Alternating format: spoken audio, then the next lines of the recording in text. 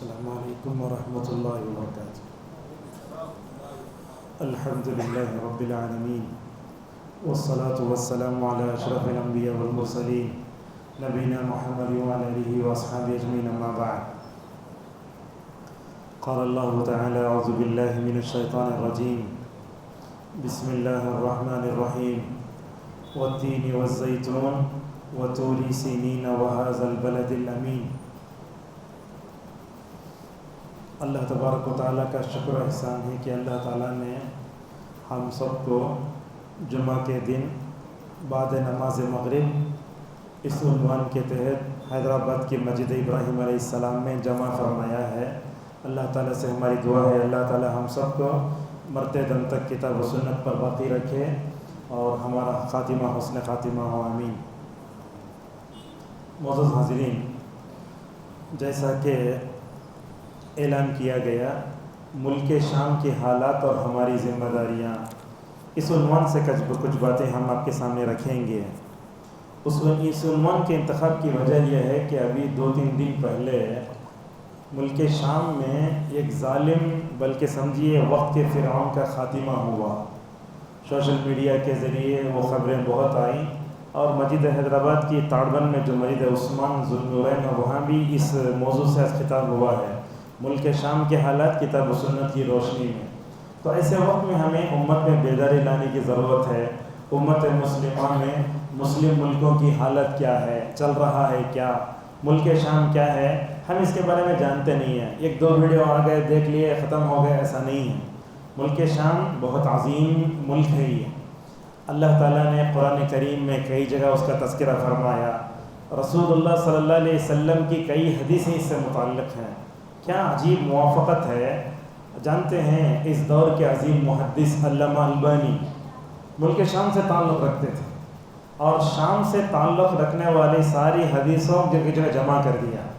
سلسلۃ الاحادیث صحیح میں آپ دیکھیے، ملک شام کی فضیلت کے عنوان سے 20 سے زیادہ حدیثیں ماشاءاللہ جمع کی ہیں، انشاءاللہ وہ بھی بیان کریں گے۔ اور اس کے بعد یہ ملک شام میں اللہ نے جو برکت رکھی ہے وہ کیا ہے، اور یہاں کون کون رہے۔ بڑے بڑے انبیاء، ہزاروں لاکھوں انبیاء کو اللہ نے یہاں پیدا فرمایا، بڑے بڑے محدثین پیدا ہوئے، اور آج بھی بڑے بڑے محدثین اگر تو اسی ملک شام میں۔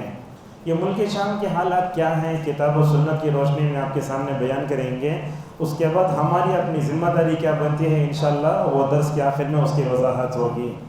سب سے پہلے میں نے آپ کے سامنے ایک سورت پڑھی، ہم میں سے شاید ہر ایک کو یاد ہے، جتنے لوگ یہاں بیٹھے ہیں، والتین والزیتون وطور سینین وہذا البلد الامین۔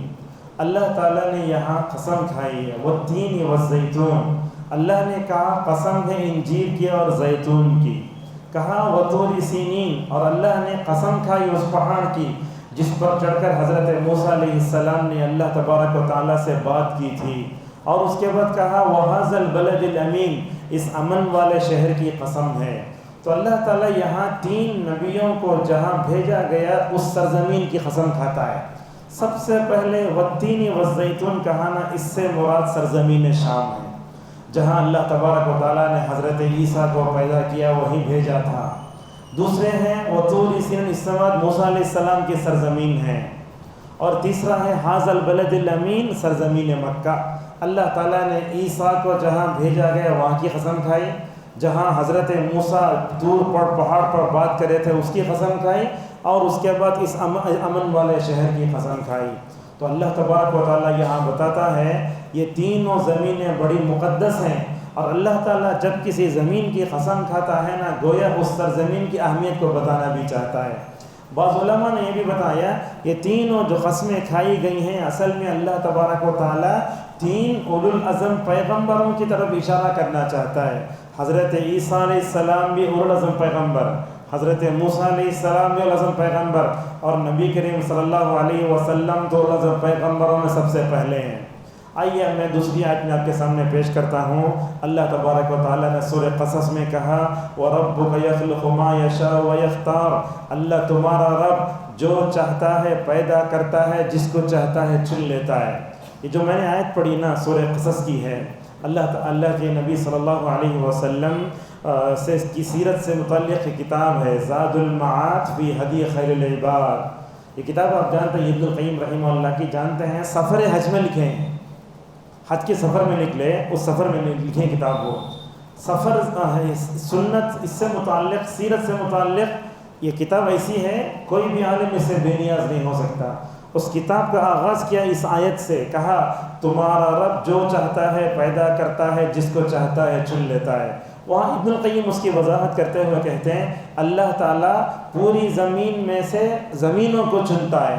اللہ تعالیٰ نے مکے کو چنا، اللہ تعالیٰ نے مدینے کو چنا، اسی طریقے سے اللہ تبارک و تعالیٰ نے سرزمین شام کو بھی چن لیا ہے۔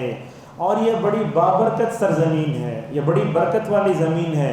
اللہ تعالیٰ نے اس برکت کو تقریباً قرآن کی 5 آیتوں میں اس کا ذکر فرمایا۔ کتنی آیتوں میں؟ 5 آیتوں میں۔ سب سے پہلی آیت ہے سورہ اعراف کی 137، اللہ نے اس میں کہا التی بارکنا فیہا۔ سورہ بنی اسرائیل کی آیت نمبر 1 میں کہا سبحان الذی اسری بعبدہ لیلا من المسجد الحرام الی المسجد الاقصی الذی بارکنا حولہ۔ وہی وہ مسجد اقصی ہے جس کے اطراف میں ہم نے برکت دی ہے۔ سورہ انبیاء کی آیت نمبر 70 اور 71 میں اللہ نے کہا وَنَجَّيْنَاهُ وَلُوطًا إِلَى الْأَرْضِ الَّتِي بَارَكْنَا فِيهَا۔ اللہ فرماتا ہے ہم نے ابراہیم کو اور حضرت لوط علیہ السلام کو اللہ نے برکت والی زمین کی طرف کیا ہے نجات دی۔ اور اسی طریقے سے یہی وہ سرزمین ہے جہاں حضرت سلیمان رہتے تھے، ہواؤں پر حکومت کرنے والے۔ اللہ فرماتا ہے سورہ انبیاء کی آیت نمبر 81 میں وَلِسُلَيْمَانَ الرِّيحَ عَاصِفَةً تَجْرِي بِأَمْرِهِ إِلَى الْأَرْضِ الَّتِي بَارَكْنَا فِيهَا۔ یہی وہ سرزمین ہے جس میں برکت کا اعلان کرتے ہوئے سورہ سبا کی آیت نمبر 18 میں کہا وَجَعَلْنَا بَيْنَهُمْ وَبَيْنَ الْقُرَى الَّتِي بَارَكْنَا فِيهَا۔ کیا برکت تھی بالآخر؟ برکت کا مطلب کیا ہے؟ علماء اس کی کیسے وضاحت کرتے ہیں؟ دیکھو یہ برکت سب سے پہلے زمین کی برکت، دوسرے یہاں کے ایمان کی برکت، تیسرے ہے یہاں اخلاق کی برکت، نمبر 4 ہے تاریخی برکت، یہاں سیاسی برکت بھی ہے، اقتصادی برکت بھی ہے، اجتماعی برکت بھی ہے۔ اس بابرکت سرزمین کے بارے میں اہل علم کہتے ہیں اللہ تعالیٰ نے اس سرزمین کے بارے میں کہا کہ یہ برکت والی زمین ہے، قیامت تک یہ زمین برکت والی رہے گی۔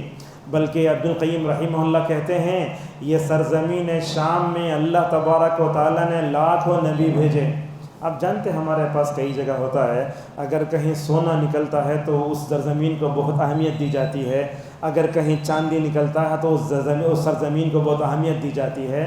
کہتے ہیں ابن القیم رحمہ اللہ جیسے اللہ تعالیٰ زمین میں کان رکھا ہے نا سونے چاندی کی، یہ انبیاء کا کان ہے۔ یہ اللہ تعالیٰ نے لاکھوں نبیوں کو جو ہے رسولوں کو وہاں پیدا فرمایا۔ اس سرزمین کی اہمیت کے لیے کہنا کافی ہے اللہ تعالیٰ نے رسول اللہ صلی اللہ علیہ وسلم کو اسراء و معراج کا جو سفر شروع ہوا تھا وہیں سے ہوا تھا۔ میں نے آیت پڑھی نا سورہ بنی اسرائیل کی سبحان الذی اسری بعبدہ لیلا من المسجد الحرام، پاک ہے وہ ذات جو اپنے بندے کو لے کر چلا، کہاں سے کہاں تک گئے؟ مسجد حرام سے مسجد اقصی تک گئے۔ کیسے گئے؟ براق نامی جانور پر بیٹھ کے گئے۔ وہ براق نامی جانور کیسے تھا؟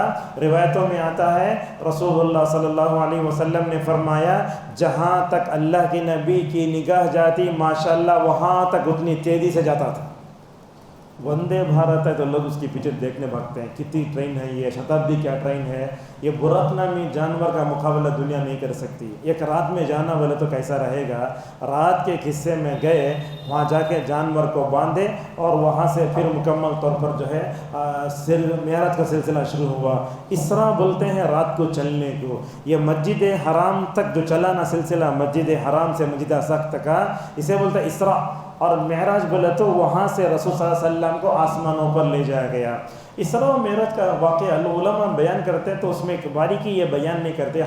ہم اب تک یہ جانتے تھے رسول صلی اللہ علیہ وسلم کے سامنے دودھ بھی کیا پیش کیا گیا؟ شراب پیش کیا گیا، مگر بخاری کی روایت میں آتا ہے کہ رسول اللہ کے سامنے شہد بھی پیش کیا گیا تھا۔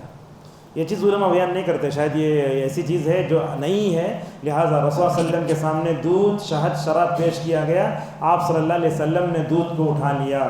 بعض علماء اس حدیث کی تشریح میں یہ بھی کہتے ہیں کہ آسمان کے دروازے، ہر آسمان کے 2 دروازے اور ہر 2 دروازے پر 2 فرشتے ہیں۔ بولتے ہیں وہ دروازے زمین کے کسی حصے میں نہیں کھلتے سوائے بیت المقدس کے۔ اسی لیے اللہ تعالیٰ نے رسول صلی اللہ علیہ وسلم کو وہاں سے لے گیا، اور اس سرزمین کی یہ کہنا کافی ہے اللہ تعالیٰ نے اسراء و معراج کا سلسلہ وہیں سے شروع کیا۔ اور یہ بات جانتے ہیں آپ، اس سرزمین کی برکت کے لیے اتنا کہنا کافی ہے، زمین کی دوسری مسجد وہاں بنائی گئی۔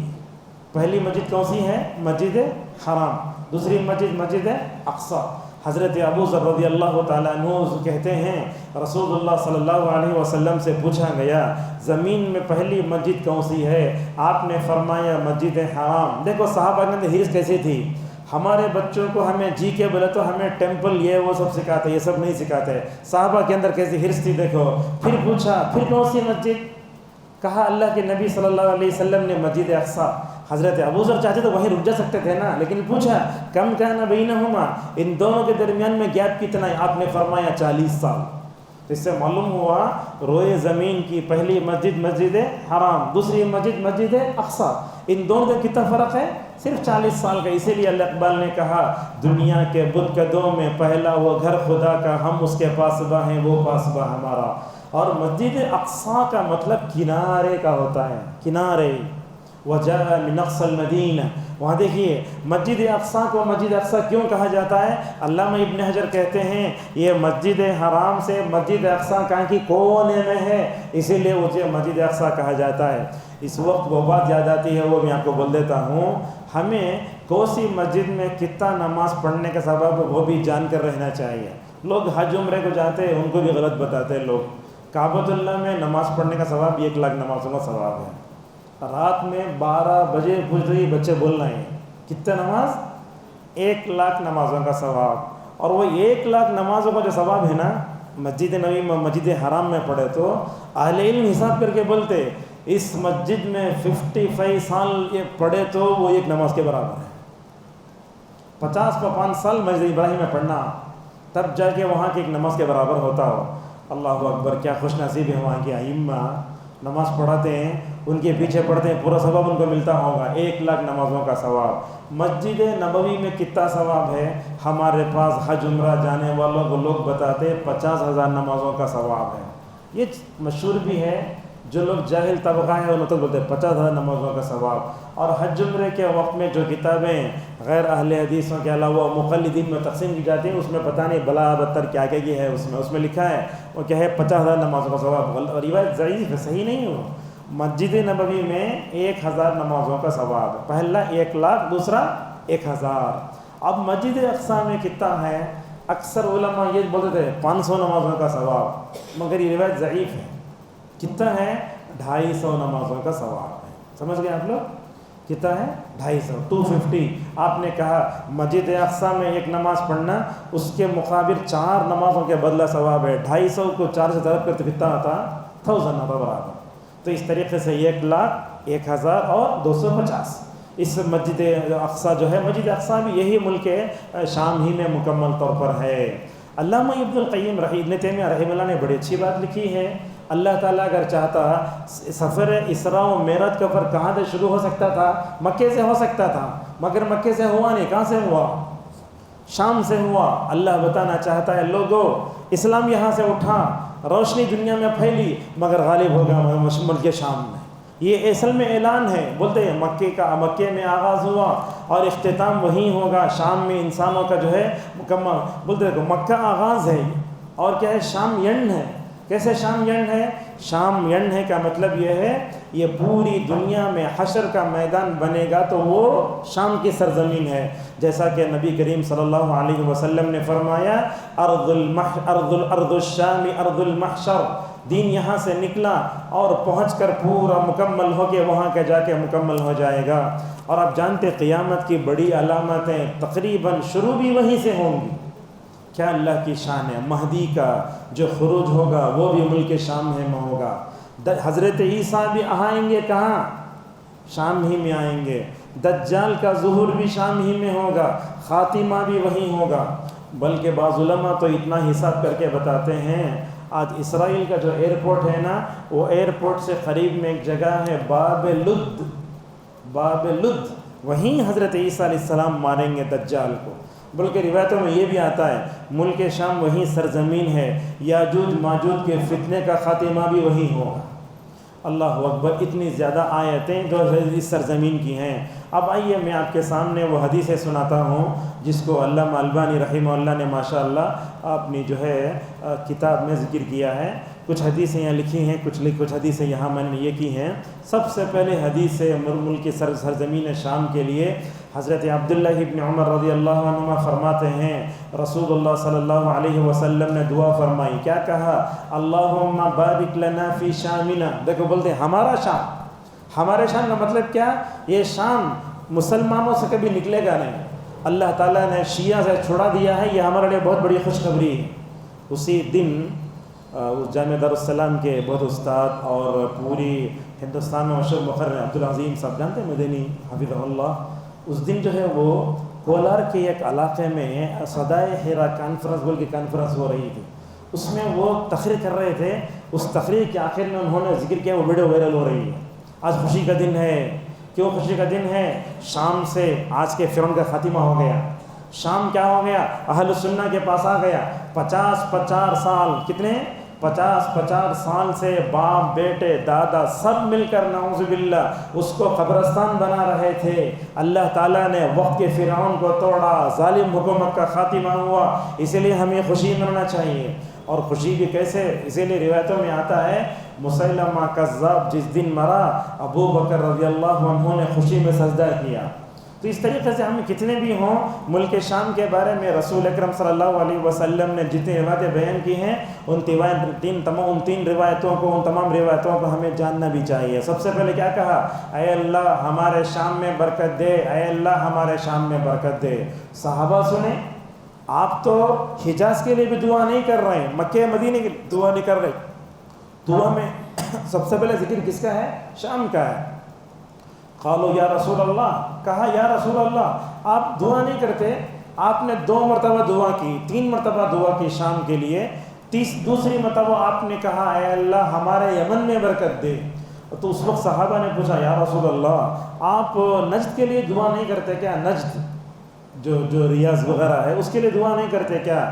تو اس موقع پر نبی کریم صلی اللہ علیہ وسلم نے کیا فرمایا؟ دیکھو، کہا ہنالک الزلازل والفتن وبها یطلع قرن الشیطان۔ آپ نے کہا نجد میں زلزلے آئیں گے، نجد میں فتنہ ہوگا اور شیطان کی جو ہے شیطان اس کی سینگ وہیں سے طلوع ہوگی۔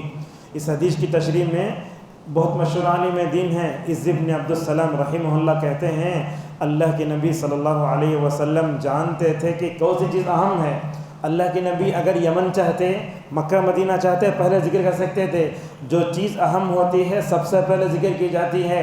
آپ صلی اللہ علیہ وسلم نے شام کے لیے تقریباً 2 مرتبہ ذکر فرمایا، دوسرے نمبر پر یمن کا تذکرہ فرمایا۔ اس سے معلوم ہوتا ہے کہ سرزمین شام بڑی اہم ہے، اسی لیے رسول اللہ صلی اللہ علیہ وسلم نے اس کے حق میں دعا فرمائی۔ دوسری حدیث ہے، یہ دیکھیے کیسی حدیث ہے، ملک شام کے تعلق سے اللہ کے نبی صلی اللہ علیہ وسلم نے کہا، حضرت زید ثابت رضی اللہ عنہ کہتے ہیں اللہ کے نبی صلی اللہ علیہ وسلم نے فرمایا طوبی للشام، کہا ملک شام والوں کے لیے خوشخبری ہے۔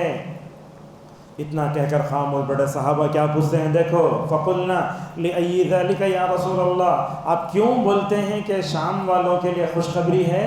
اس موقع پر نبی کریم صلی اللہ علیہ وسلم نے فرمایا لأن ملائکۃ الرحمن باسطۃ اجنحتها علیہا، رواہ الترمذی۔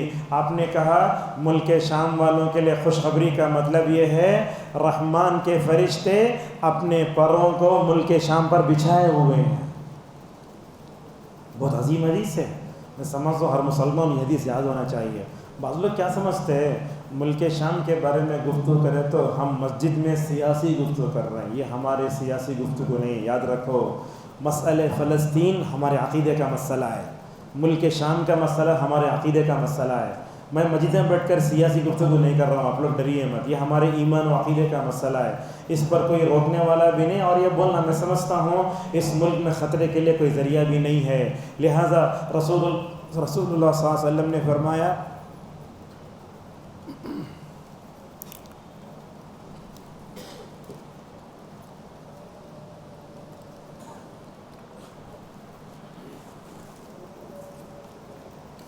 رسول اکرم صلی اللہ علیہ وسلم نے فرمایا رحمان کے فرشتے اپنے پروں کو اس کے اوپر بچھائے ہوئے ہیں، یہ روایت صحیح ہے۔ علامہ مناوی رحمہ اللہ کہتے ہیں کہ پروں کو بچھانے کا کیا مطلب ہے؟ مطلب یہ ہے فرشتے اس کی حفاظت کر رہے ہیں، مطلب یہ ہے کہ وہاں ماضی میں بھی ماشاءاللہ انبیاء بڑے پرسکون زندگی گزارے، حضرت ابراہیم بھی رحمہ، حضرت داؤد تھے، سلیمان تھے، لاکھوں انبیاء تھے، اللہ تبارک و تعالیٰ نے وہاں کی زندگی کو ماشاءاللہ بڑا خوشگوار بنایا تھا۔ میں سمجھتا ہوں اس وقت میں واقعہ ذکر کروں سامنے۔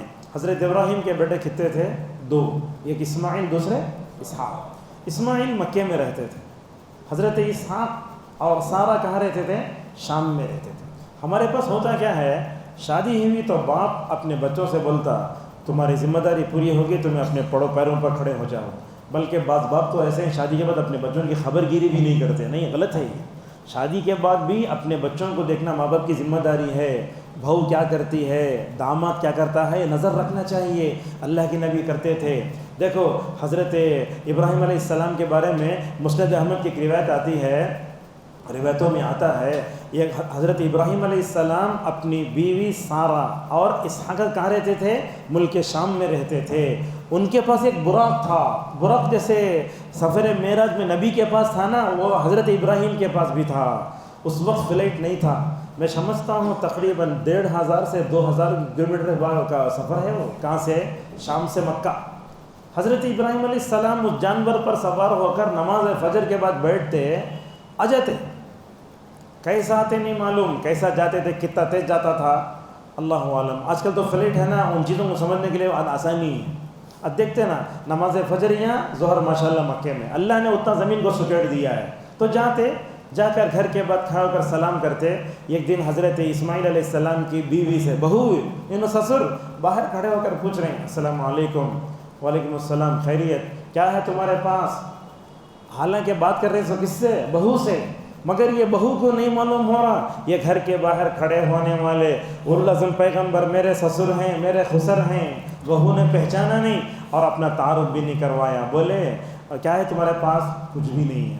یاد رکھو ابراہیم جیسا شاکر بندہ نبی کے بعد دنیا میں پیدا ہوا، ہر قدم پر اللہ کا شکر، اللہ کا شکر، اللہ کا شکر۔ ایک شکر کرنے والا باپ، ایک شکر کرنے والا بیٹا، اس کے گھر میں ایک ناشکری بہو آئی تو دلوں کو کیا تکلیف ہوئی ہوگی۔ حضرت ابراہیم نے وہاں کھڑے ہو کر کہا، آئے تو بولو، ایک بزرگ آئے سلام بولے، گھر کی دہلیز بدل لو۔ اب گھر کی دہلیز کیسا بولے؟ تو گھر کے اندر جو عورت رہتی اس کا صحیح اندازہ لگا ہونا تو دہلیز دیکھتے تو معلوم ہوتا عورت کا سلیقہ کیا ہے۔ باپ کا اشارہ تھا، بیٹے نے سمجھ لیا، حضرت ابراہیم حضرت اسماعیل نے دوسری شادی کر لی، اور اس کے بعد اور ایک ہوتا پھر آئے اپنے بیٹے کی بہو کی خبر گیری کرنے کے لیے۔ ویسے یہ چھوا آ کر سلام کرے، پوچھے کیا ماجرا ہے، تو دوسری بہو تھی نا، پوچھا تمہارے پاس کیا ہے، تو کہنے لگی ہمارے پاس گوشت بھی ہے، پانی بھی ہے۔ اس وقت وہ سمجھ گئے میں بھی شکر گزار، میرا بیٹا بھی شکر گزار، میرے گھر میں آنے والی بہو بھی الحمدللہ شکر گزار ہے۔ تو اس سے کیا معلوم ہوتا؟ ہمیشہ ایک جملہ بولتا میں، اگرچہ موضوع ذرا ہٹے ہیں، اپنے گھر میں داماد لانا ہو تو رسول اللہ کو نمونہ بناؤ۔ آپ صلی اللہ علیہ وسلم نے کیسے حیا رکھنے والے صحابہ کو اپنا داماد بنایا۔ حضرت عثمان بھی حیا رکھنے والے، حضرت علی بھی حیا رکھنے والے۔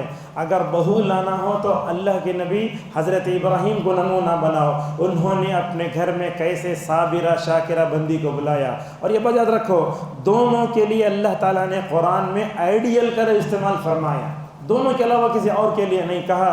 قد كانت لكم اسوة حسنة في ابراہیم والذین معه، وہاں کہا لقد كان لكم في رسول الله اسوة حسنة۔ اس طریقے سے معزز حاضرین، اب آپ کے سامنے اور کچھ روایتیں آپ کے سامنے پیش کرتے ہیں۔ اللہ تبارک و تعالیٰ نے ملک شام کی اور وہاں کے باشندوں کی اللہ تعالیٰ نے ذمہ داری لے لی ہے۔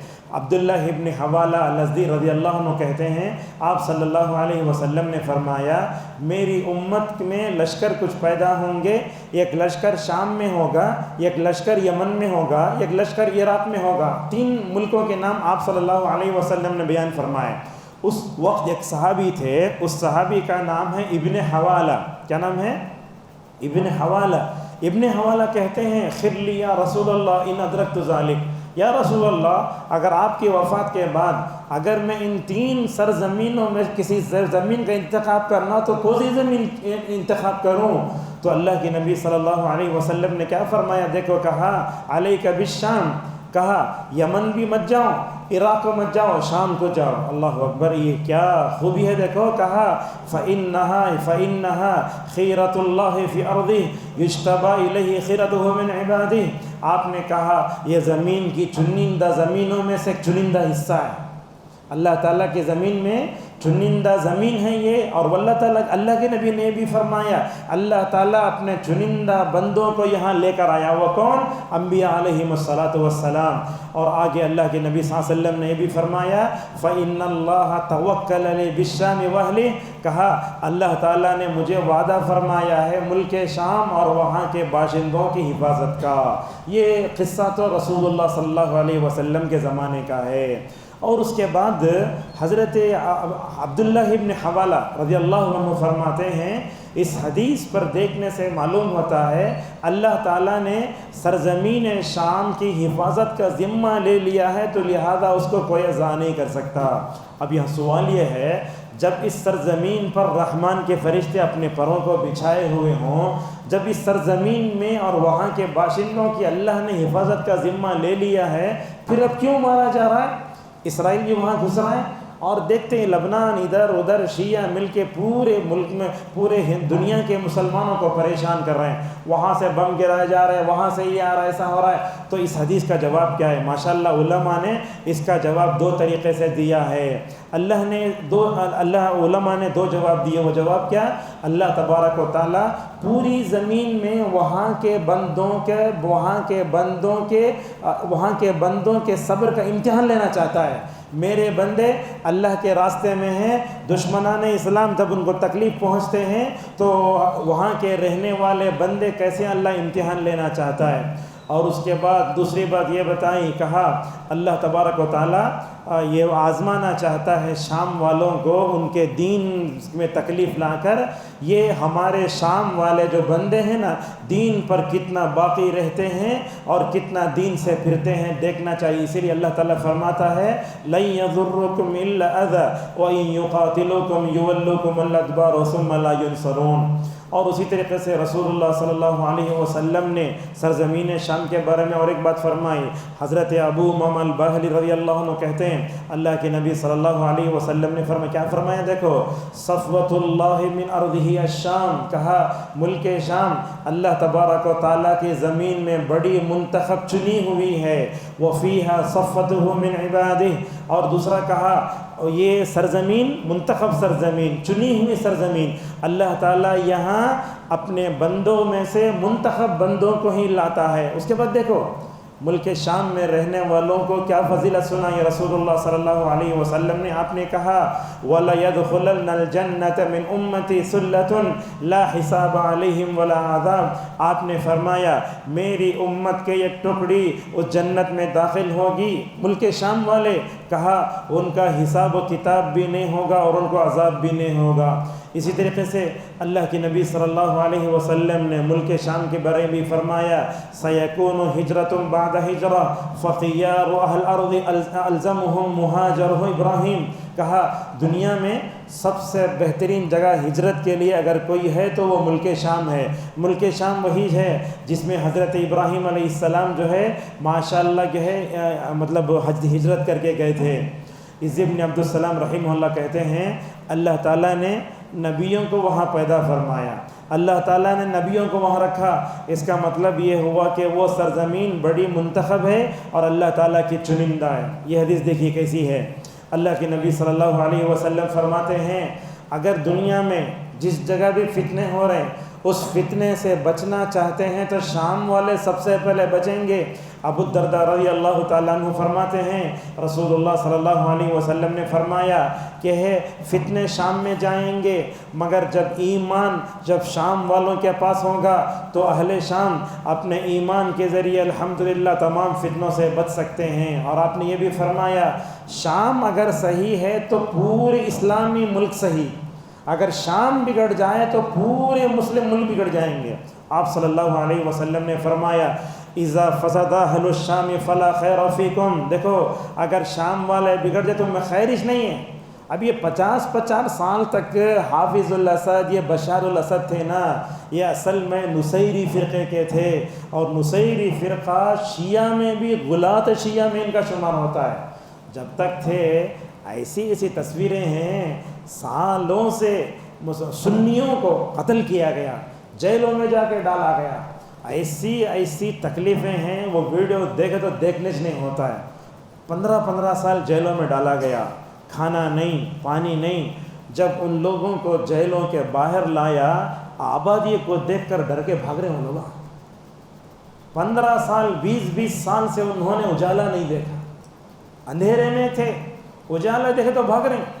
اللہ اکبر، ایسی چیخیں ہم نے سنی، اس میں اللہ حفاظت فرمائے۔ اسی لیے سورج جب ڈوبتا نا، اس کے بعد غروب ہوتا ہے ایک دن، ایک ظلم کے بعد کیا ہے، اللہ تعالیٰ بولتے جب بھی فرعون آتا اللہ موسیٰ کو بھیجتا ہے۔ دنیا میں تاریخ ہے، اور یہی فرعون کا خاتمہ ہوا محرم میں، اس فرعون کا خاتمہ ہوا جمادی ثانی میں۔ اسی لیے رسول اللہ صلی اللہ علیہ وسلم ہمیشہ جو ہے کیا کرتے تھے، وہ عاشورے کا روزہ رکھتے تھے۔ آپ نے پوچھا عاشورے کو روزے کیا سمجھ جاتے ہیں لوگ؟ ہاں، حضرت حسین سے تعلق ہے سمجھ جاتے ہیں۔ عاشورے کے روزے کا تعلق جو ہے حضرت موسیٰ کی شریعت سے ہے۔ فرعون ڈوبا، خوش ہو کر حضرت موسیٰ نے اللہ کا شکریہ ادا کیا۔ نبی نے دیکھا تو کہا تم روزہ رکھتے ہو، میں بھی روزہ رکھوں گا۔ یہی 10ویں محرم کی تاریخ ہے۔ حالانکہ یہ حضرت حسین رضی اللہ عنہ کی جو شہادت کا واقعہ ہے، میں سمجھتا ہوں ہجرت کے 50 سال بعد پیش آیا۔ کتنے سال؟ 50۔ 11 ہجری میں نبی کا انتقال ہوا، 60 پر 1 ہجری میں حضرت حسین شہید ہوتے۔ کتنے سال ہو گئے؟ 50۔ پورے 50 سال بعد اس کا جو ہے کیا ہے واقعہ پیش آیا۔ تو آپ نے کہا جب شام میں فساد مچ جائے تمہارے اندر کوئی خیر نہیں۔ اور یہ دیکھو کتنی اہم بات ہے، نبی کریم صلی اللہ علیہ وسلم نے فرمایا لا تزال طائفة من امتی منصورین لا یضرهم من قتلهم حتی تقوم الساعة۔ آپ نے کہا زمین میں ایک جماعت پیدا ہوگی، ایک جماعت پیدا ہوگی۔ آپ جانتے ہیں مالیگاؤں میں ایک مدرسہ ہے منصورہ، وہ منصورہ اس حدیث سے لے کر رکھے ہیں۔ منصورہ بولے تو ایسی جماعت جس کو ہمیشہ اللہ کی تائید رہے گی، اور یہ جماعت نبی کے زمانے سے ہے اور قیامت تک رہے گی۔ اس سے مراد کیا ہے؟ میں سمجھتا ہوں اس سے مراد اہل حدیث ہے، حدیث کی حفاظت کرنے والے۔ اللہ تبارک و تعالیٰ نے کتنے علماء کو پیدا فرمایا۔ اس سے پہلے آپ دیکھیے یہی وہ سرزمین شام ہے جس میں ماشاءاللہ ہزاروں صحابہ گئے۔ حضرت بلال رضی اللہ عنہ مدینہ میں رہتے تھے۔ جب اللہ کے نبی صلی اللہ علیہ وسلم کا انتقال ہوا، بلال رضی اللہ عنہ کو مدینہ میں دل نہیں لگتا تھا، شام میں جا کے وفات پائے۔ اور شام میں دمشق بہت ہے۔ آپ بنو اللہ کے نبی صلی اللہ علیہ وسلم کے بعد حضرت عمر کی تاریخ پڑھو، اس زمانے میں ملک شام فتح ہوا۔ حضرت عثمان علی کے زمانے میں شام میں اور ترقی ہوئی۔ ٹھنڈی کے دن ہے یہ آج، اس وقت مجھے واقعہ یاد آتا ہے، حضرت عمر مدینہ میں، عمر کی خلافت کے دن چل رہے ہیں، شام میں کڑاکے کی سردی پڑتی ہے، اور شام کی سردی مدینے کی سردی سے بھی سخت ہے۔ حضرت عمر رضی اللہ عنہ نکلتے ہیں، بلینکٹ لے کر بچھٹ لے کر شام جاتے ہیں۔ شام کو جا کر ماشاءاللہ بلینکٹ بچھٹ سب بانٹ کے آتے ہیں۔ اس سے کیا معلوم ہوتا ہے؟ اس سے معلوم ہوتا ہے جو آدمی ذمہ دار ہوتا ہے، گرمی میں کیا کام کرنا، ٹھنڈے میں کیا کام کرنا، اسے معلوم ہونا چاہیے۔ شام میں گئے، بلینکٹ بچھٹ ماشاءاللہ سب بانٹ کے آئے۔ اسی طریقے سے رسول اللہ صلی اللہ علیہ وسلم نے اس سرزمین شام کے تعلق سے اور کچھ باتیں کہی ہیں۔ آپ صلی اللہ علیہ وسلم نے فرمایا سرزمین شام میں اللہ کا کوڑا ہے، دیکھو جو بھی آدمی وہاں کے لوگوں کو تکلیف دے گا اللہ ان سے انتقام لے گا۔ شام میں جو لوگ ہیں اگر وہاں کے لوگوں کو تکلیف دے اللہ ان سے انتقام لے گا۔ جیسا مدینہ کے بارے میں ہے، جو لوگ اہل مدینہ کو تکلیف دیں گے، دھوکہ دیں گے، اللہ تعالیٰ دھوکہ دینے والوں کو ویسے پگھلا دے گا جیسے نمک پانی میں گھلتا ہے۔ اللہ کے نبی فرماتے ہیں مدینہ میں جو لوگ جو ہے ملک شام میں ہیں، وہاں جو مومن کو وہاں کا کوئی بھی منافق اگر تکلیف دے گا اللہ ان سے انتقام لے گا۔ 50 سال چھوڑ کر رہا، دادا آیا، باپ آیا، بیٹا آیا، نصیری فرقے کے لوگ سنیوں کا ہزاروں قتل کرتے تھے، کتنی عورتیں بیوہ ہوئیں، کتنے بچے یتیم ہوئے. آپ جاننا چاہتے ہیں پوری تاریخ جان کے دیکھیے. ہمیشہ یہاں سے شیعہ مسلمانوں کو نعوذ باللہ تکلیف دیتے رہے، اللہ تعالیٰ ملک شام میں رہنے والے مومنوں کی طرف سے انتقام لیتا ہے. اللہ نے انتقام لیا بھیج کر الحمدللہ وہاں سے یہ ظالم کو بڑی ذلت کے ساتھ مکمل طور پر نکال دیا گیا. اور یہ بات یاد رکھیں آپ، اس ملک ہندوستان میں ہم رہتے ہیں، ہم پوچھتے ہیں اللہ کی مدد کیوں نہیں آتی؟ یاد رکھو اللہ کی مدد آنا ہو تو ہمارا ایمان صحابہ کی طرح ہونا، ہمارا ایمان نبیوں کے ایمان کی طرح ہونا. اسی لیے کہتا ہے ان اللہ یدافع عن الذین آمنوا، اللہ تعالیٰ مومنوں کی طرف سے ڈیفنس کرتا ہے. اس آیت کی تفسیر میں ابن القیم رحمہ اللہ لکھتے ہیں ایمان جس قدر ہوگا ڈیفنس بھی ویسا ہوگا. انبیاء کیسے تھے؟ ایک دم پاورفل ایمان میں، جسمانی طور پر اور روحانی طور پر طاقتور تھے. اللہ تعالیٰ ماشاءاللہ ان کی طرف سے ڈیفنس کیا. نبی کو دیکھو، صحابہ کو دیکھو، اگر ہم انبیاء جیسا ایمان پیدا کر لیے، صحابہ جیسا ایمان کہیں بھی پیدا کرے، اللہ تبارک و تعالیٰ مکمل طور پر ہمارا بھی مکمل طور پر دفاع کرے گا. اسی طریقے سے رسول اللہ صلی اللہ علیہ وسلم نے اس سرزمین کے بارے میں جو باتیں بتائیں، دیکھو اور دو باتیں آپ کو بتاتے ہیں اس سرزمین کے بارے میں. رسول اللہ صلی اللہ علیہ وسلم اس دنیا میں آئے، اس کی خوشخبری ملک شام سے چاہیے. کیسے ہے روایت؟ حضرت ابو امامہ الباہلی رضی اللہ عنہ کہتے ہیں میں نے پوچھا یا اللہ کے نبی آپ کی جو پیدائش کا آغاز ہے نا وہ کیسے ہوا؟ اس موقع پر نبی کریم صلی اللہ علیہ وسلم نے فرمایا کیا احسان مند ہے. دیکھو کہا میں اپنے باپ ابراہیم کی دعاؤں کا نتیجہ ہوں. ابراہیم دعا کرے تھے نا، اس کی نتیجے میں نبی آئے. اور کہا وہ بشرا عیسیٰ، میں تو اپنے عیسیٰ کی بشارت کا نتیجہ ہوں. جیسا کہ سورہ صف میں آتا ہے وہ مبشرم برسول یاتی من بعد اسمہ احمد، حضرت عیسیٰ نے بتایا تھا کہ احمد نامی نبی بن کر آئیں گے. اور اس کے بعد دیکھو اللہ کے نبی اپنے بارے میں کیا کہتے ہیں وَرَأَتْ أُمِّي أَضَاءَتْ مِنْهُ قُصُورَ الشَّامِ. آپ نے کہا، اللہ کے نبی فرمان ہے، غور سے سنیے، کہا میری امی آمینہ نے ایسا نور دیکھا جس کی وجہ سے ملک شام کے محلات روشن ہو رہے تھے.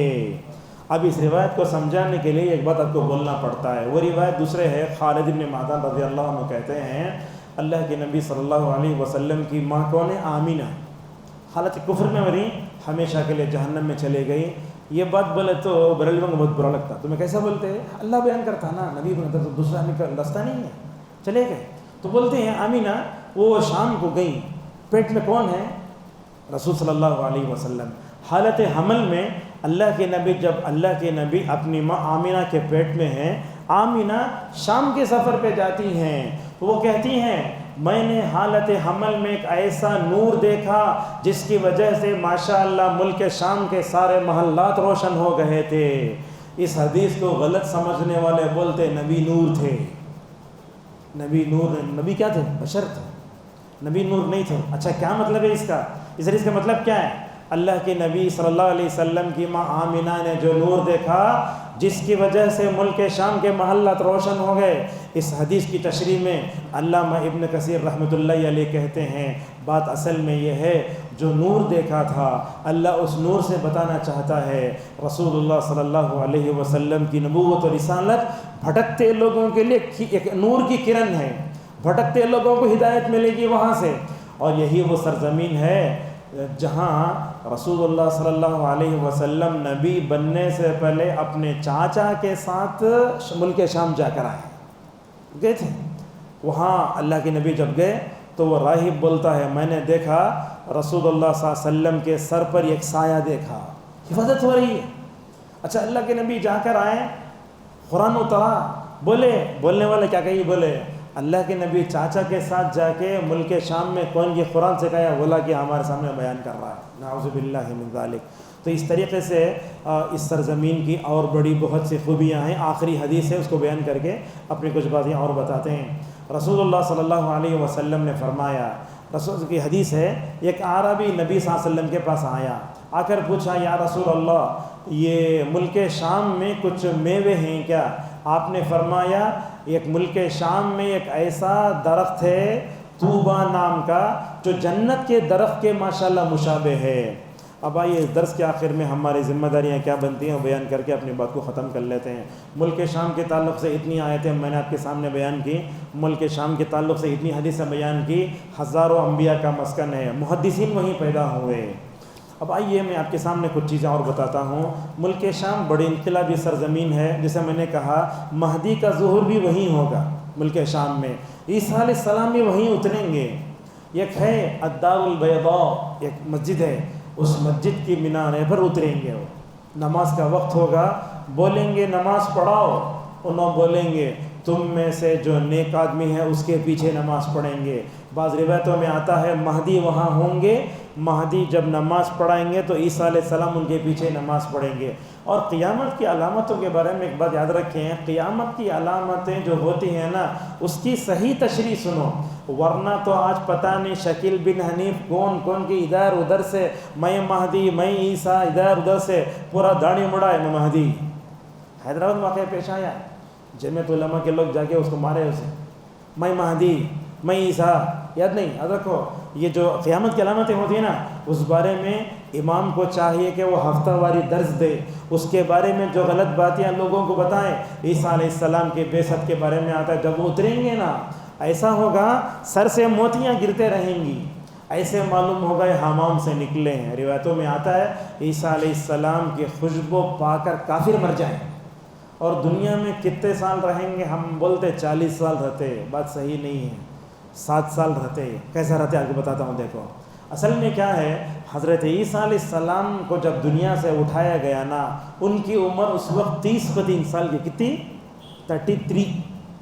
مسلم کی روایت میں آتا ہے کہ حضرت عیسیٰ علیہ السلام قیامت کے قریب میں آ کر کتنے سال رہیں گے؟ 7۔ 33 کو 7 کے ساتھ ملا ہے تو 40۔ تو یہ ہمیں 40 سال تو بولتے، پورا ملا کو بولتے سو، حقیقت میں دیکھا جائے تو وہ جو ہے 7 سال ہی دنیا میں رہیں گے۔ دجال کا خاتمہ بھی وہیں ہوگا۔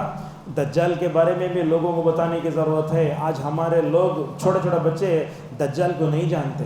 دجال کا فتنہ اتنا بڑا فتنہ ہے، رسول اللہ صلی اللہ علیہ وسلم نے فرمایا نوح سے لے کر عیسیٰ تک ہر نبی نے اپنے قوم کو بتایا دجال، دجال سے ڈرو، دجال سے ڈرو۔ اور میں تم کو وہ بات کہتا ہوں کہ دجال کانا ہے، تمہارا رب کانا نہیں ہے۔ دجال کے فتنے سے بچنے کے لیے کیا کرنا؟ سورہ کہف کی 10 آیتوں کو یاد کرنا۔ جمعہ جب آتا ہے تو ہمارے پاس کیا؟ مٹھا کھاؤ، بریانی کھاؤ، آرام سے سو جاؤ۔ یہ جمعہ منانے کا جو تصور ہے سیم کرسچن جو مناتے ہیں نا سنڈے ویسا ہے۔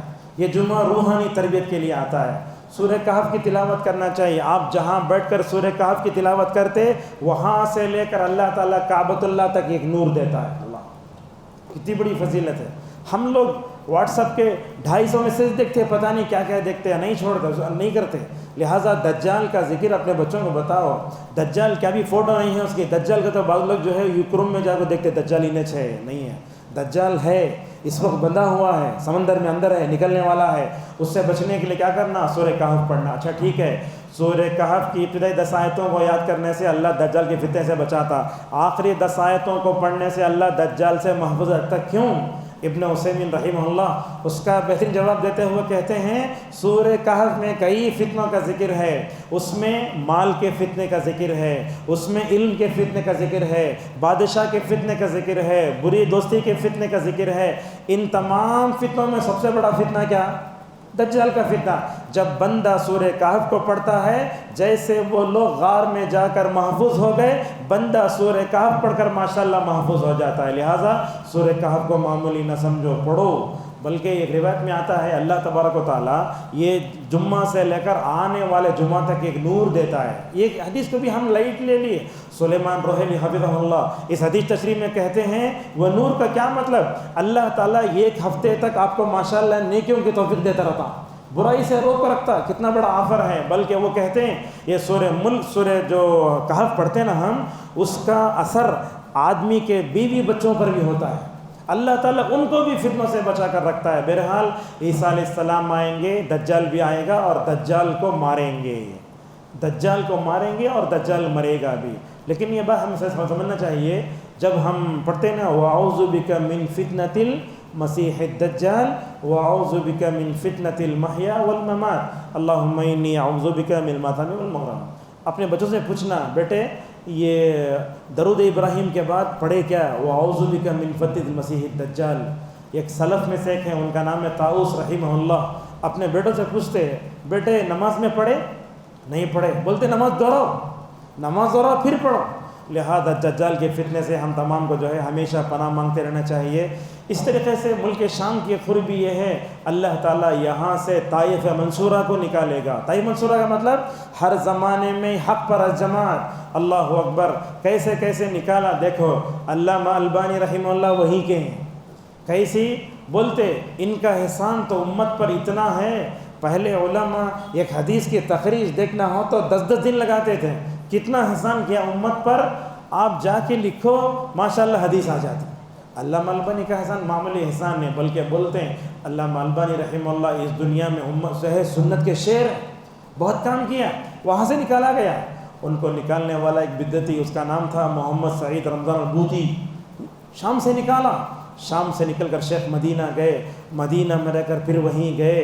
اللہ اکبر. علامہ البانی رحمہ اللہ ملک شام ہی میں وفات پائے. شام میں رہتے تھے. کتاب و سنت کا ماشاءاللہ بڑا بہترین کام کیا. اور جیسے ابن تیمیہ کو بہترین شاگرد ملے، علامہ البانی کو بہترین شاگرد ملے. آج بھی دیکھو، آج آپ کو بتاتا ہوں، آج آپ کو ایک بات بتاتا ہوں. علامہ البانی کے جو شاگرد ہیں نا، وہ شاگرد ماشاءاللہ دنیا میں بہت اچھا کام کر رہے ہیں. کوویڈ میں ان کے ایک شاگرد کا انتقال ہوا، علی حسن الحلبی کا. آج بھی اس دنیا میں محدثین میں جن محدثین کا نام آتا ہے، ان نام میں جو ہے سلیم ہلالی کا نام بھی ہے، جو ابھی ملک شام میں ہیں. اس درس کی آخری میں اپنی ذمہ داریاں کیا بنتی ہیں اس کے بعد اپنی بات کو ختم کر لیتے ہیں. یہ بات یاد رکھیں، آج کل ہمارا حال ایسا ہے، شیخ اپنا دیکھ، ہمیں اپنے گھر میں کھا لے کو اچھا پی لے کو رکھے تو بس ہے. نہیں، یاد رکھو جہاں ہم رہتے ہیں نا، اس ملک کے حالات کیا ہیں، پورے ملک عالم اسلام کے حالات کیا ہیں، جان کر رہنا چاہیے. شاید اتنے لوگ بیٹھے ہیں، علماء کے علاوہ اگر کسی کو پوچھوں دنیا میں مسلم ممالک کتنے ہیں، نہیں بول سکتے. یہ حال ہے. ذرا جانو. میں اپنے والد مرحوم کو بہت دیکھتا تھا. 2013 میں انتقال ہوا، اللہ مغفرت فرمائے. ہمیشہ پوری دنیا سے مطلب آشنا رہتے تھے. افریقہ میں کیا ہو رہا ہے، وہاں کیا ہو رہا ہے. آدمی حص رکھ کر جیا تب نہ منصوبہ بندی بنائے گا. خالی ہمیں کھاتے پیتے بہترین ولیمے میں اچھے کپڑے پہن لے کو پھرتے رہے تو کیا ہوگا. نہیں ہونا چاہیے. مسلم ممالک کی اجتماعی صورتحال پر ہماری نظر ہونا چاہیے. اور ایک بات، دوسری بات یہ ہے، رسول اللہ صلی اللہ علیہ وسلم نے فتنوں سے متعلق، قیامت کی علامتوں سے متعلق جو باتیں بتائیں اس پر ہماری نظر ہونا چاہیے. آپ نے کیا کہا؟ سرزمین شام میں مہدی آئیں گے، سرزمین شام میں عیسیٰ علیہ السلام آئیں گے، دجال کا ظہور ہوگا، یاجوج ماجوج کا خاتمہ ہوگا. ہم میں سے کتنے لوگ جانتے ہیں؟ وہ نہیں جانتے. اور ایک بات میں جسے میں نے کہا، ملک شام کا مسئلہ یہ ہمارے سیاسی مسئلہ نہیں ہے. ملک شام کا مسئلہ ہمارے عقیدے کا مسئلہ ہے، ہمارے ایمان کا مسئلہ ہے. اور ایک بات بھی ہے، اس وقت آپ کو بتاتا ہوں، اس وقت یہ ہے، ہمارے جو مسلم لوگ ہیں نا، ان مسلمانوں کو معلوم کیا درگاہ کا ہے معلوم، گوسا ولی کا ہے معلوم. اور ہمارے مسلمان کیا سمجھتے معلوم؟ دنیا میں سب سے بہترین جگہ درگاہ ہے. دنیا میں سب سے بدترین جگہ درگاہ ہے. سب سے بہترین جگہ مسجد ہے. آج دیکھو، مسجد سے دور ہونے کے اسباب میں ایک سبب یہ ہے کہ آج ہمارے لوگ قبرستانوں سے قریب ہیں، مقبروں سے قریب. اور ایک بات جانتے ہیں، دنیا میں جتنی درگاہیں بنے نا، کیوں بنی؟ کبھی سوچیں آپ لوگ؟ یہ درگاہیں بنی کیوں بنی؟ کیا سبب ہوگا؟ بیان کیجیے. اس میں درگاہیں بنی کیوں؟ اس کی وجہ کیا ہوگی؟ اس کا جواب دیا ابن تیمیہ رحمہ اللہ نے. یہ درگاہیں، جتنے خانقاہ ہیں، جتنے آستان ہیں، جتنے مزار بنے نا، ان تمام کا ایک ہی سبب ہے. جو لوگ مرے نا، دیکھیں کتنی نظر ہے، گہری نظر. جتنے لوگ مرے ان کو قبرستان میں دفن کرتے تو ایک مزار بھی نہیں ہوتی تھی. ہمیں قبرستانوں سے ہٹا کر باہر دفن کرتے گئے. بلکہ مرنے والا بولتا مجھے باہر دفن کرو. کتنی ایسی مسجدیں ہیں، مسجد کے فاؤنڈر کی خبر باہر ہے. کتنے ایسے مدرسے ہیں جن مدرسوں میں مدرسے کے فاؤنڈر کی خبر کے اندر ہے، اس کے اندر ہے. لوگ کیا کرتے ہیں، ویلور میں باقیات وغیرہ ہے، مدرسہ لطیفیہ وغیرہ ہے، وہاں دیکھیں آپ، وہ مدرسے میں پڑھنے والے ہر نماز کے بعد وہ پکی قبروں کے پاس جائے طواف کرتے رہتے ہیں. بلکہ سالانہ جلسہ بھی ہوا، وہ کھانے کے دیگچے لے جا کے قبر کے پاس رکھ کے فاتحہ دلا کے سب کھانا کھلاتے ہیں. تو بڑی غلط بات ہے یہ. مدارس میں اگر توحید اور شرک کا فرق نہ ہو تو کیسے پھر ملے گا؟ ہمارے لوگوں کو تو خبر. اور ایک بات یہ بھی سن لیجئے، ہم لوگ یہ بھی نہیں سمجھتے برکت کی زمینیں کون سی ہیں. برکت کی زمین مکے کی زمین، برکت کی زمین مدینے کی زمین، برکت کی زمین سرزمین شام. ان کے علاوہ اور کہیں برکت نہیں ہے. برکت ہے تو مسجد میں ہے، اس کے علاوہ کہیں نہیں ہے. یاد رکھیے ہمارے پاس کیا ہوتا ہے، دیکھو لوگ مدینے کو جاتے، مدینے کو جانے کی نیت کیا ہوتی؟ نیت یہ ہوتی ہے کہ ہم رسول اللہ کی قبر کی زیارت کے لیے جا رہے ہیں. عبد المحسن عباد حفظہ اللہ وہ مدینے کے آداب بتاتے ہوئے کہتے ہیں، مدینے کو جاتے وقت ہماری نیت اس مسجد میں نماز پڑھنے کی ہونا چاہیے. جب آپ نماز پڑھنے کی نیت سے جائیں گے قبر کی زیارت خود بخود ہو جاتی. کتنے بدعتیوں کو ہم نے دیکھا، مسجد ہے، گنبد خضرا کو دیکھتے وائبریشن شروع ہو جاتا، الٹا چلتا. کیا بولے تو اللہ کے نبی کی خبر کو پیٹ نہیں دکھانا. بعض ہم نے بدعتیوں کو دیکھا، پاکستان کا عمران خان کو دیکھو، جب مدینے میں داخل ہوا چپل بغل میں ہے. کیا بولا تو سرکار کی خبر کہاں پڑے گی نہیں معلوم ہم نا. اگر ویسا رہا تو مدینے والے ہمیشہ ننگے پیرج پھرنا یہ ہے. اور اب دیکھتے ہیں لوگ جاتے ہیں مکہ مدینہ عمرہ کرتے ہوئے، وہاں سے جا کر ابو حنیفہ کی قبر ہو جاتے ہیں، بغداد شریف عبد القادر جیلانی قبر ہو جاتے ہیں. نعوذ باللہ. کہاں ہیں یہ؟ حسین کی خبر، علی کی خبر. ادھر ہندوستان میں اجمیر شریف، اس کے بعد بندہ نواز. یہ خبروں کو اکثر مسلمانوں نے سمجھ لیا مجھے کیا ہے یہی حقیقت مسلمان ہے. لہٰذا میں سمجھتا ہوں برکت زمانی جو ہوتا نا وہ اصل میں تین ہی جگہ ہیں. میں سمجھتا ہوں ہماری زندگیوں میں برکت کے خاتمے کے لیے درگاہیں کافی ہیں. یہ درگاہوں کی وجہ سے، یہ آستانوں اور خانقاہوں کی وجہ سے اللہ کی مدد نہیں آ رہی، بارش بھی نہیں ہو رہی، بلکہ یہ دنیا میں سب سے بدترین مقامات ہیں. لہذا اس طریقے سے آپ کو ایک بات بتاتا ہوں، دیکھو مسلم ملکوں کو آپ دیکھیں گے جغرافیہ میں اللہ تعالیٰ نے ایسے بنایا ہے ہر طرح کے وسائل سے مالا مال. آپ دیکھو سمندر کے بازو ہے مسلم ملک، سعودی عرب، مصر، بحرین، UAE. اللہ اکبر. اللہ تعالیٰ نے مسلم ملکوں کو ایسے بنایا، سمندر دیا. یہ سمندر ہمیں ہزار طرح کے پیٹرول آتا، ڈیزل آتا، سب آتا، ہر بار سب ہے. مگر میں سمجھتا ہوں دشمن سے آنے کے لیے بہت بڑی جو ہے خندق کی طرح ہے یہ. اللہ نے مسلم ملکوں کو بہت مالا مال کیا ہے، مگر مسلم ملک اپنے آپ کو سمجھتے نہیں ہیں. لہٰذا پوری مسلم دنیا پر ہماری نظر ہونا ہے، خصوصاً مسلم ممالک میں نظر ڈالو بولے تو سعودی عرب پر نظر رہتی لوگوں کی. محمد بن سلمان کہیں کو آیا، پھر سنیما تھیٹر کیوں کھولا، شاہ رخ خان کہیں کو گیا. یہ سب باتیں لوگ کرتے ہیں. بات یاد رکھو سلفی منہج ہمیں یہ حکم دیتا ہے دنیا میں کہیں بھی مسلمان ذمہ دار حکام ہوں ان کی خوبیوں کو تلاش کرو، ان کے شر کو تلاش نہ کرو. بلکہ بعض علماء بولتے سعودی عرب میں ادھر ادھر یہاں لوگ ممبروں پر کھڑے ہو کر محمد بن سلمان کو گالی دیتے ہیں. یہ سلفی منہج نہیں ہے. اتنے لوگ بیٹھے ہیں، کون تو بھی آج تک محمد بن سلمان حفظہ اللہ کے ہدایت کے لیے دعا کیا ہے کیا؟ حج کو جاتے، عمرے کو جاتے، پورے انتظامات ہونا، پھر بھی گالی دیتے. وہ سلمان حسن ندوی کو اللہ ہدایت دے، بس یہودیوں کا ایجنٹ یہ وہ.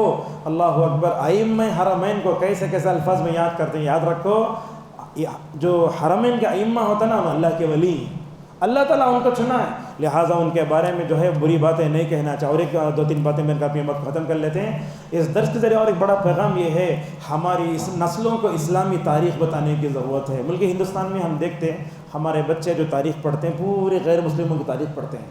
ہمارے بچوں کو نہیں معلوم ابو بکر عثمان علی کی خلافت کو کیا بولتے ہیں، بنو امیہ کیا، بنو عباس کیا نہیں جانتے. اسلامک ہسٹری پڑھو. بولتے جو قوم اپنی تاریخ سے اپنا رشتہ کاٹ لیتی ہے کٹی پتنگ کی طرح ہو جاتی ہے. کہاں ہے سمر اسلامی کیمپ میں بولتے ہیں 4 خلفاء کے نام لکھو گا تو ابو حنیفہ امام مالک شافعی لکھتا. جسے اب ابو بکر عمر عثمان علی نہیں معلوم تو بھلا وہ کیسے نہیں ہو سکتا. اسلامی ہسٹری جانو. اور جب تک ہم اپنی سنہری تاریخ کو نہیں جانتے ایک اپنی تاریخ بنا نہیں سکتے. اگر ہم اپنی تاریخ بنانا چاہتے ہیں یاد رکھو یہ ہمارا ماضی ہے نا. بہت لوگ بولتے یاد ماضی عذاب ہے یا رب. امت کا ماضی ویسا نہیں ہے، امت کا ماضی بڑا روشن ہے. رسول اللہ کی تاریخ دیکھو، انبیاء کی تاریخ دیکھو، ماشاءاللہ کیسے تھے، کیسے عروج پائے. اگر ہم وہ تاریخ کو پڑھیں تو فائدہ کیا ہوتا؟ ماشاءاللہ جہاں کہیں بھی رہیں عروج کو ہم پا سکتے ہیں. اسی طریقے سے ہمیں شام کی تاریخ کو بھی جاننا چاہیے. آج کے درس کی آخری بات ہے، اس دنیا میں شیعہ اور رافضی بہت زیادہ ہیں. اور یاد رکھو یہ دنیا میں ایک بلاک بن رہا ہے، ان کا بن رہا ہے، بننے جا رہا ہے، بن رہا ہے، اندر سے پوری امتی مسلمہ کو کھوکھلا بنانے کی کوشش کر رہے ہیں۔ ہم مسلمانوں میں سے کئی لوگ ایسے ہیں جو شیعی عقائد سے نعوذ باللہ و متاثر ہیں، علی کا نام لیتے ہی خوش ہو جاتے، معاویہ کا نام لیتے ہی چہرہ بن جاتا، عثمان کو نعوذ باللہ گالیاں دیتے ہیں۔ یہ صحابہ کے گشان میں گستاخی کرنے کا جو مزاج امت میں پیدا ہوا، کہاں سے پیدا ہوا؟ شیعی رد میں پیدا ہوا۔ لہٰذا یہ شام تقریباً 55 سال جو جلا ہے، سنیوں کا قتل ہوا ہے، میں سمجھتا ہوں یہ شیعہ کی دین ہے۔ لہٰذا شیعہ کو معمولی نہ سمجھو، دنیا میں جہاں کہیں فساد خون خرابہ ہوا، میں سمجھتا ہوں ان کے پیچھے انہی شیعہ کا ہاتھ ہے۔ اس بات پر اپنی بات کو ختم کر لیتے ہیں۔ کتاب التوحید میں محمد بن عبد الوہاب رحمہ اللہ نے ماشاءاللہ بڑی اچھی بات لکھی ہے۔ کہا اللہ کے نبی صلی اللہ علیہ وسلم نے فرمایا 71 فرقوں میں یہودی بڑھ گئے، 72 میں نصارہ بڑھ گئے، میری امت کتنا بڑھے گی؟ 73۔ وہ پورے 73 حدیث میں نہیں ہے۔ بعض لوگ کیا سمجھ جاتے حنفیہ، شافعیہ، مالکیہ، حنابلہ اس میں آتے، حنفیہ اس میں نہیں آتے، مالکیہ نہیں آتے۔ اگر آپ احناف کو اس میں لاتے ہیں، ابو حنیفہ جہنم میں جائیں گے۔ اگر مالیہ کو لاتے ہیں، امام مالک جہنم میں جائیں گے۔ یہ کیا ہے؟ اللہ کے نبی نے جو 70 فرقے بتائے نا، آپ نے جو اختلاف بتایا وہ عقیدے کا اختلاف تھا۔ یہ امام ابو حنیفہ کا، شافعی کا، امام احمد کا جو اختلاف وہ فقہ کا اختلاف ہے۔ سمجھ رہے ہیں آپ لوگ؟ عقیدے کا اختلاف الگ ہے، فقہ اختلاف الگ ہے۔ لہٰذا کسی بھی مسلمان کو بولنا تمہیں 70 فرقوں میں باہر چلے گئے نہیں ہونا چاہیے۔ لیکن ایک بات بھی ہے، ان 73 فرقوں میں بعض فرقے تو ایسے ہیں جو 73 میں نہیں آتے، بلکہ علماء اس سے بھی نکال ڈالے۔ اس میں جہمیہ بھی آتے، شیعہ بھی آتے۔ شیعہ اتنے بدترین ہیں، 73 میں آنے کے لائق ہی نہیں ہیں، اتنے خطرناک ہیں۔ لہٰذا ہم تمام چیزوں کو شیعہ کیا، سنی کیا، لوگ اہل سنت والجماعت بولا تو وہ اصل میں بریلیاں ہیں آج کل کے، ہمیں ان کو سمجھ جاتے ہیں۔ اہل السنہ والجماعت حقیقت میں اہل الحدیث کو کہا جاتا ہے۔ ان کے پاس سنت نام کیا چیز ہے؟ نام رکھ لیں اہل سنت والجماعت، بدعت بھر کا ہے۔ میں تو بولتا ہوں اہل بدعت کہنا چاہیے ان کو۔ کہاں ہے؟ اہل السنہ ہم ہیں، اہل الحدیث ہم ہیں۔